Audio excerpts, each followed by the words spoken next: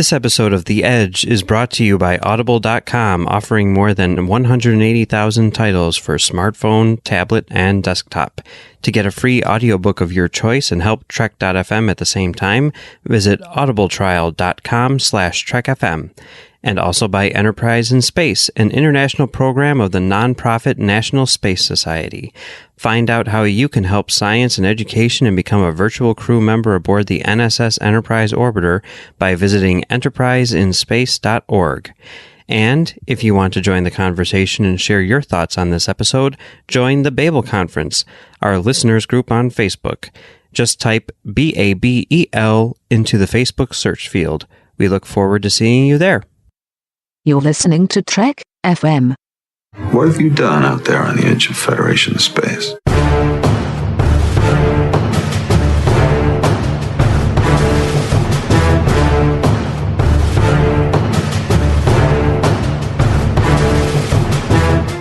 Hello and welcome to Tracks from the Edge, Trek FM's podcast in which we provide audio commentary for new Trek, no matter how short that trek may be. I'm Mike. I'm Max. And we're back. We're back on the network. Yes. We are about to watch Star Trek Short Treks Runaway. And before we get started, first off, I'm kind of excited because we are in the same room. Mm-hmm. We're sitting next to each other on a love seat. Yep. In fact, like, if I were to say, like, high five and, like, stick up my hand, like, we could actually high five. It's possible, yes. High five? All right, I'll go for it. All right. That was really, really weak. Like, Well, you can't even hear. Dude, I have bad night vision, and you literally spent like 5 minutes trying to figure out if we were recording. Well, we have the lights off.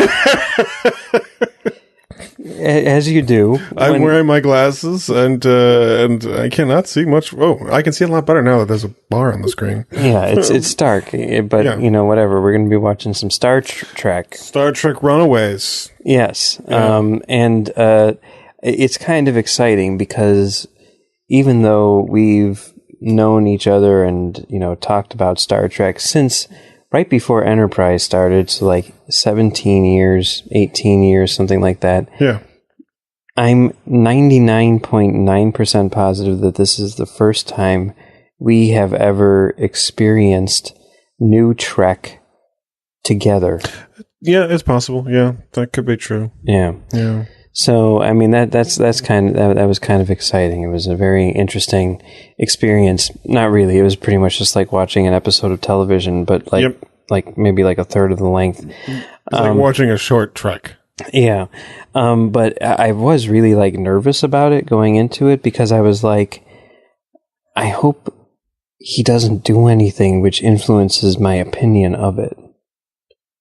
Like, this is a concern that I had like throughout the day today. Mm-hmm. But I don't think that really happened. Yeah, I get that. So anyway, we're going to watch this. Now, this is super fresh, like super duper fresh. Like, it is now 9:10 p.m. on Thursday night, and we're talking Central Time. This thing dropped 40 minutes ago. 40 minutes ago. We watched it twice, and now we're going to record our thoughts. But before we do, Okay. Let's kill some more time. you know, Let's make it to a solid hour. you know, we used to do the commentary Trek Stars, you know, and you know, we would do all the things with the people and the thing.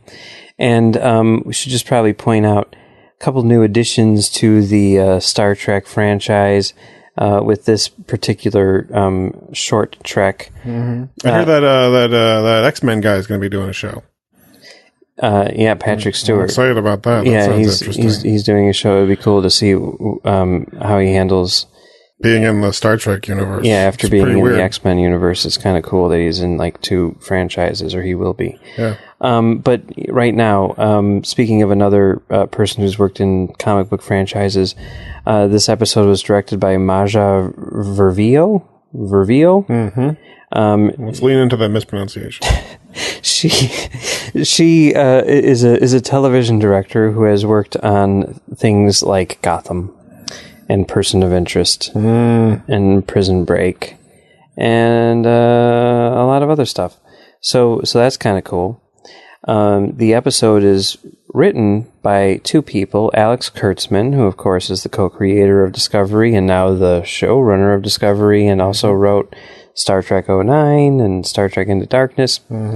And the other writer on this episode is a new writer in the realm of Discovery and Star Trek. Her name is Jenny Lamette. And she also first worked with Alex Kurtzman on The Mummy, but she also wrote Rachel Getting Married, which is an amazing movie. Yeah. What's that movie about? It's about this woman named Rachel, and she's getting married. Is it? Yeah. Hijinks ensue. From the director of Silence of the Lambs. Okay. I don't think I've seen it. It's really good. Check it out. I don't think so. Okay. But before we check that out... Is there time travel? No. I'm not going to see it. Okay. Speaking of things that don't have time travel in them.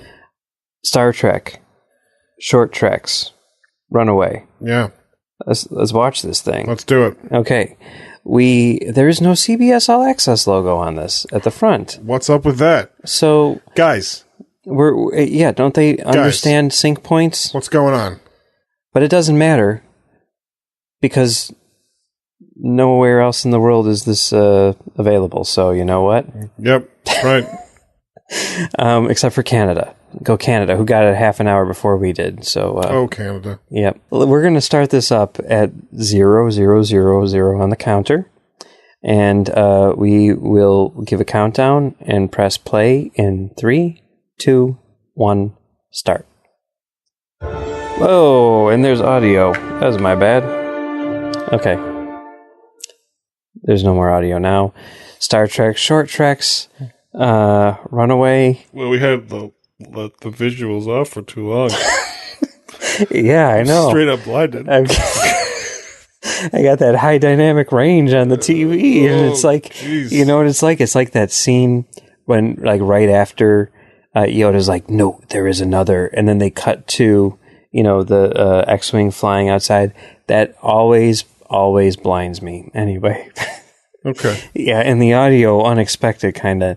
But regardless, this is all it has nothing to do with this particular episode.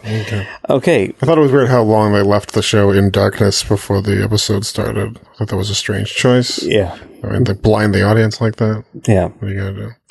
Okay, so here is the Runaway, the titular role. Well, first she's got to hack into the computer. This shot right here, if anyone has a question about whether or not this season is anamorphic, I guess that just answers that question right there. I'm sorry. Okay. It's important that we point that out. 100% confirmed. This season shot with anamorphic lenses. Take a look at that beautiful 2.39:1 frame. It's the best. This friendly predator cuts herself twice, presumably, because she's got that little tiny cut, and then later she's got a much bigger cut on her arm. It's kind of weird. I assume that she got the bigger cut from before. Yeah, but I mean, we don't see it. So no. I mean, she's just smashing up that arm a lot. Apparently, she's not good with that arm. Or is that the blood was dripping down the arm? I don't know. We'll have to keep a close eye on it. Yeah. This is where we see presumably Tilly's mom. Yes. But we don't really see her because they're not 100% sure they're going to go with this actress.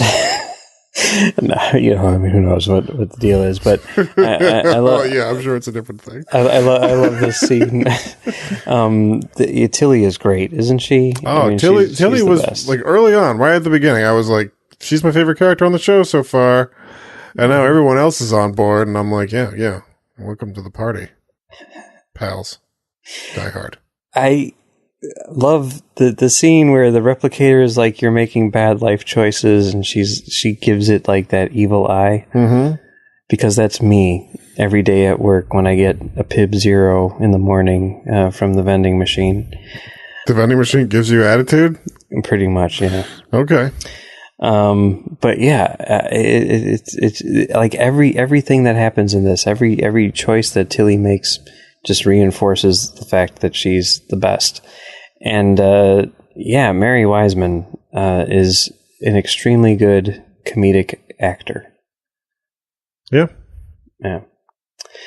I do like the predator blood. Boy, glowing things just love landing on Tilly's shoulder. What's up with that? I don't know. She's got a good shoulder for glowing stuff. Yeah.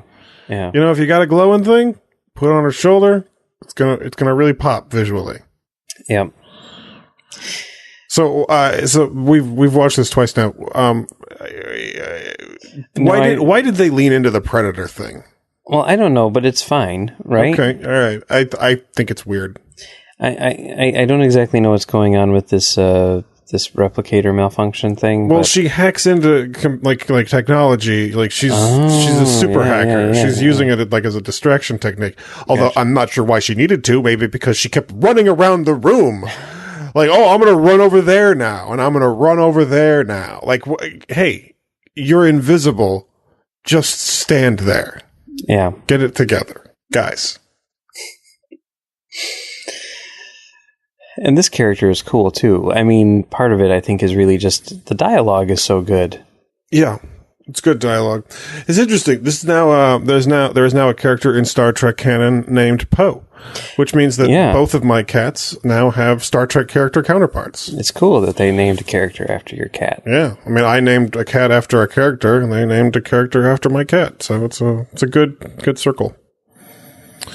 It's going well. That is cool. Yeah. I did think about that. I don't think they've ever named a character after my cat. My cat's name is R. But he looks just like Spot. Like I'm like spot on. I get it. He also looks a little bit like Amres. You're right. He does. Yeah. He also looks like Jonesy. Yep, it's true. And apparently he looks like Chewie, Captain Marvel's cat, who's actually a Flurkin or something. Yep. I don't know. Yeah, that's right. I don't know. Burritos seem to be a big thing aboard the Discovery. Well, burritos are a very easy food. I mean, like they're an on-the-go food. I mean, they're self-wrapped. You know, like they're very portable. It's the kind of food that you can eat in a car. Maybe. While driving. I guess so. Like 80 miles an hour. It seems like it could get messy, though. It could get messy, you know, but who's going to see? I guess I would just be worried about messing up the car. Who cares? It's a car. Fair enough. Yeah. So, you know, I mean, they talk a lot about, obviously, how Tilly is in the training program here, the command training program. So this clearly takes place post season 1, which I was a little surprised by, to be honest, because obviously season 1 kind of ends on a cliffhanger, and but I guess maybe it's a signal that things are going to be a bit more relaxed in season 2. They've publicly said like season 2 is going to be lighter. It's true. Yeah, like they've made that clear. Like it makes sense that there's space for a story like this. Yeah. And I guess we did have that in season 1 as well. I mean, when you think about like the magic to make the sanest man go mad and everything like that. Yeah. But and one of these things, which is kind of like I guess a result of these. I don't know if this moment breaks the entire series, but it's my favorite moment so far. It is a good moment. It is a good moment. It's one of those things where with this episode, it feels very much like a traditional Trek episode in that it's self-contained and not really impactful for the rest of the series, one would presume. You know what I mean? Yeah, I mean, I assume like it's the sort of thing that will definitely come up again. Because it's a good thing that's easily referenced, like, I know somebody who did that, like. I guess so. I mean, I kind of thought that, it could very easily we never hear anything about this ever again, and we could also easily have it come up again because it's not a big deal. It's just like it could function as exposition. I mean, it could go either way. Yeah, but 15 minutes, and I know some people have been like, 15 minutes, that's not a lot. What can you do? Does it even really count as a real episode or whatever? I mean, I think in a lot of ways 15 minutes is the ideal time for something like that. And when you think about it, I mean, like, this plot in its entirety is not different from a lot of plots that we've seen in Star Trek, even taking it beat for beat. It's just that in a full length episode, you would have, like a B plot where, like, they spend 20 minutes showing how Data learns to play the bongos or something like that. You know what I mean? No, I know what you mean. But I can tell you this, like, if this episode was like a full, like 42 minutes, right? Yeah. When the twist comes out that, like, she's the queen. Yeah. Like, I would be furious. Well, here it's like, okay, fine. She's the queen. Okay. But, like, that is a big thing to leave buried for a long time. And it really begs a lot of questions. Like, you were really concerned about what your people were going to do. You could tell them what to do. You're the queen. Who knows? Maybe it's a queen, like a Star Wars queen, where like an elected temporary queen. But then, that she mentions the royal family thing and everything. So I don't think that holds up. Okay. But still, it's also the type of thing where, like, you can feel almost how certain elements would have been extended, and not necessarily in a good way. Like, do you feel like anything is missing from this story? I don't think anything is missing. I mean, it's a small story. Like, that's an important part of it. It has to be a relatively small story. I mean, like, if this were in a full length episode, it would be like a B plot. And, there's talk, obviously, of there being, like, an animated series and everything like that. I mean, one of the things which you've pushed for years and years and years is there being some sort of, let's say, sitcom version of Star Trek, that kind of thing. Yeah. I mean, this, I think, in a lot of ways kind of shows that you could do that, and it would work perfectly well. Yeah, there's the space for it. It doesn't break the reality. Like, it works fine. It's a big galaxy. Lots of things happen in it. There are workplaces where there are ridiculous characters. And, Tilly, she's the best. She's not a ridiculous character. She's just amazing. She's the best. She's awesome, Yeah. Yeah. I hope that she gets her own feature film series. I agree. I was thinking sitcom, but whatever. Either way. Okay. Either way works. Yeah. I like some of the little set decoration touches, like her, Medal of Honor, which she keeps on her on her desk and stuff like that. Oh, this moment kind of bugs me. Because, like, Polag is like, so it works by compensating for the position and direction of subatomic particles. Like, she's talking about Heisenberg compensators. Well, doesn't that have something to do with transporting technology? It does. But it's another way of evading the question. Like, because the question is, like, how do Heisenberg compensators work? And Rick Berman said, like, very well, thank you. And here she just says, like, oh, it works by doing this. It's like, yeah, we know it does that. Well, the question is how. I'm glad that you're nerdy enough to,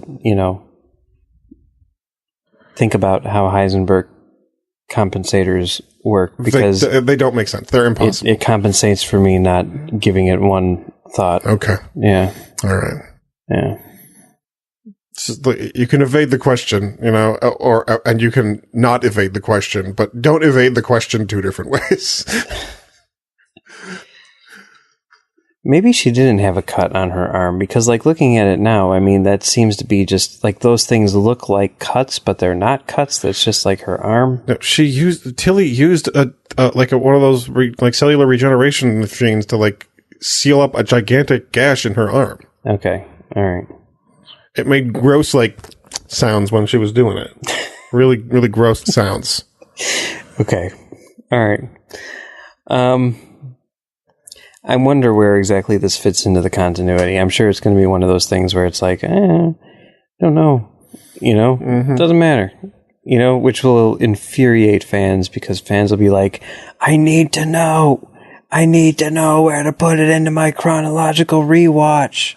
And I sound like I'm making fun of fans, but that's me. That's your voice. That's me. You weren't doing a voice just now. That was just what you sound like when you're not recording. I literally did a 366-day podcast where I did just that. So, joke's on me. But it is. It is indeed. I find it. They spend a lot of time protecting dilithium crystals, and then she's just like holding one. I always assumed that you shouldn't hold them. Right? Didn't that seem odd? Well, this person is a genius, so she's creating these dilithium crystals. Maybe she's creating one that, is safe to touch or something. I don't know. Okay. It could be like room temperature dilithium crystals. Well, it could be like when it's like used, like when they heat it up, Sure. When they put it in like the catalytic converter or whatever. I don't know if that's is that what? Yeah. I honestly don't know what a catalytic converter is, but a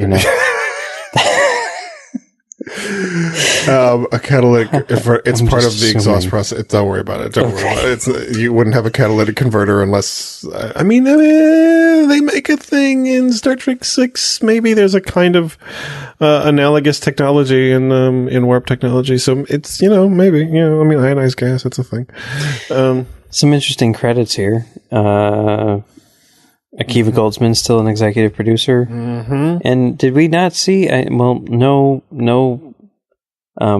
Berg or Harberts, and I don't think any, to Brian Fuller. Fuller, yeah. No Brian Fuller. Fine Buller, yeah. Yeah. Yeah, I saw his name at the beginning, but not anywhere else. But look at that glorious scope canvas for which this new season will be presented on. Oh my God, it's beautiful. 2-3-5-1. Pretty cool. You know what? It's pretty cool. I hate seeing that. I hate you so much.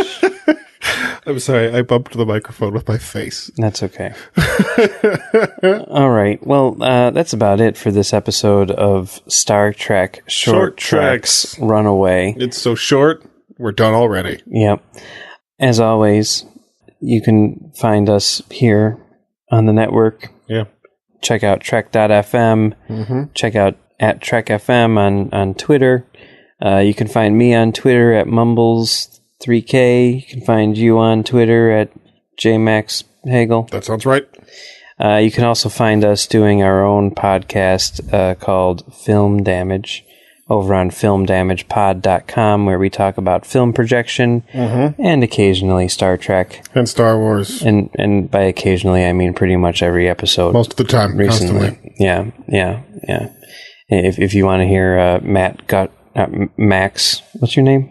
That's, Matt Gushers. Max gush over the news about the new Picard series, head on over there and check that out. Mm-hmm. And we will be back in a little over a month to discuss the next one of these Star Trek short treks, which was directed by Olatunde Osunsanmi and written by Michael Chabon. Mm-hmm. It's crazy, right? I have a hard time believing that it's happening, but it's pretty cool. And I also think, oh my God, they have really, really got us on the hook. like 10 to 15 minutes every month. I know, Come right? on. And just slightly over a month, yes. What is the... Oh, my... You are not canceling that. I mean, basically, we're paying... I wasn't going to cancel either way. Yeah. But holy cow. Basically, we're paying $1 a minute to watch Star Trek. $1 a minute, guys. $1 a minute, guys. What's going on? It's totally worth it, though, right? It's fine. That was really good, right? That was totally worth it. Hey, I loved it. I'll watch any. However, I'm 100% on board for Tilly. So I'm in, all in. And also, CBS All Access, it's got a lot of other cool stuff. So like, we got Twilight Zone coming up and all that good stuff. And like all the original stuff that they've had for a bajillion years. I mean, you can watch all the other Twilight Zones. I mean, it's not a waste of money, is what I'm saying. All right? It's a good thing to have. Get with the program. Get it together. Yeah. This episode of Tracks from the Edge, sponsored by CBS. No, just kidding. Why not? Just kidding. No. We are giving them money, not the other way around. But, whatever. Who cares? If they wanted to give us a free subscription, we wouldn't. Yeah, I mean, that would be fine with us, too. All right. Well, that was fun. You should drive back up to Chicago next month, and we can do this again. I'm probably going to be flying up in December. Oh, okay. So we'll catch the third one. Yeah. All right. Nice. All right. But until then, thanks for listening, and I forget how we sign off.